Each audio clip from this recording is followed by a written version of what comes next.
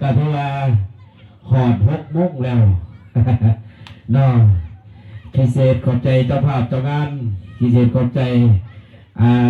อนุกตาเด้อยินดีพระได้2 โปร2 ก็เลยไม่ได้เต็มที่น้องโดยเฉพาะเสี่ยวก็เลยเขามื่อนี้มียังกับหักเพลงแบ่งปั่นก็เด้ออุปธรรมคำสู้เนาะมื่อนี้หลายๆทานไปเลยก็ถือว่าเกียรติเชิญทับไปในงานสังขอบพ่อแม่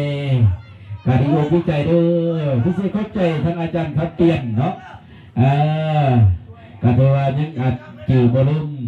เอาประกาศหาพอเซียวไปเด้อพอลินดาเนาะมาบอกมาว่าใส่ไม้ในจังหวัดจะเข้าขออนุญาตเด้อเสร็จเด้อ